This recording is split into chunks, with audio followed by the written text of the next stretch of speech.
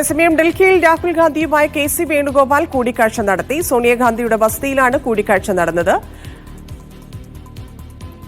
അരവിന്ദ് ചേരുന്നുണ്ട്. അരവിന്ദ്, വലിയ ദീർഘമായൊരു കൂടിക്കാഴ്ചയായിരിക്കണമെന്നില്ല, ഇക്കാര്യം അവിടെ അറിയിക്കുക എന്നുള്ളതാണ്. ഇനിയിപ്പോൾ പ്രഖ്യാപനം എവിടെ നിന്നുണ്ടാകും എന്നുള്ളതാണ് അറിയേണ്ടത്. എപ്പോഴായിരിക്കും പ്രഖ്യാപനം?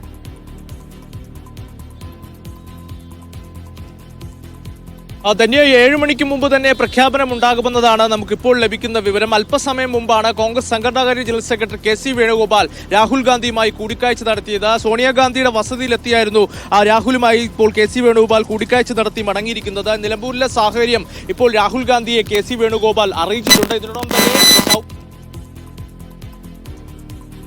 നിലവിൽ കർണാടകയിലാണ് ഉള്ളത്. അദ്ദേഹത്തിന്റെ അംഗീകരിക്കുന്നതോടെ KC വേണുഗോപാൽ കുറിപ്പ് പുറത്തിറക്കുമെന്നതാണ് നമുക്കിപ്പോൾ മനസ്സിലാക്കുന്നത്. ഇക്കാര്യങ്ങളാണ് ഇപ്പോൾ KC വേണുഗോപാൽ 10 ജൻപത്തിലെത്തി രാഹുൽ ഗാന്ധിയെ ധരിപ്പിച്ചിരിക്കുന്നത്. പ്രധാനമായും നമുക്കറിയാം, വയനാട് ലോക്സഭാ മണ്ഡലത്തിന്റെ കീഴിലാണ് നിലമ്പൂർ വരുന്നത്. അതുകൊണ്ട് തന്നെ ആദ്യം തന്നെ രാഹുൽ ഗാന്ധിയുടെ അടക്കം നിർദ്ദേശങ്ങൾ ഈ മണ്ഡലവുമായി ബന്ധപ്പെട്ടുണ്ടായിരുന്നു. കൃത്യമായ ഇടപെടൽ, കാരണം പ്രിയങ്ക ഗാന്ധിയുടെ പ്രവർത്തനം ഉൾപ്പെടെ ഈ നിലമ്പൂർ തിരഞ്ഞെടുപ്പിൽ വിലയിരുത്തുമെന്നൊരു അവലോകനം കോൺഗ്രസ് നേതൃത്വത്തിലുണ്ടായിരുന്നു. അതുകൊണ്ട് തന്നെ കൃത്യമായൊരു ഏകോപനം വേണമെന്ന് രാഹുലിന്റെ നിർദ്ദേശം ആദ്യം തന്നെ ഉണ്ടായിരുന്നു. ഈ അടിസ്ഥാനത്തിൽ തന്നെയാണ് വലിയ രീതിയിലുള്ള ചർച്ചകൾ കോൺഗ്രസ് മുന്നോട്ട് പോകുന്നത്. എന്തായാലും ആര്യാടൻ ഷൗക്കത്തിന്റെ പേര് ഇതിനോടൊപ്പം തന്നെ KPCC നേതൃത്വം നിർദ്ദേശിച്ചു കഴിഞ്ഞു. ആ പേര് മല്ലികാർജ്ജുൻ ഖാർഗെയുടെ മുന്നിലേക്ക് എത്തിയിട്ടുണ്ട്. ഏത് നിമിഷം വേണമെങ്കിലും ഒരു ഔദ്യോഗിക പ്രഖ്യാപനം ACC നേതൃത്വത്തിന്റെ ഭാഗത്തു നിന്നുണ്ടാകും. ഇതിന് തൊട്ട് മുമ്പായാണ് ഇപ്പോൾ കോൺഗ്രസ്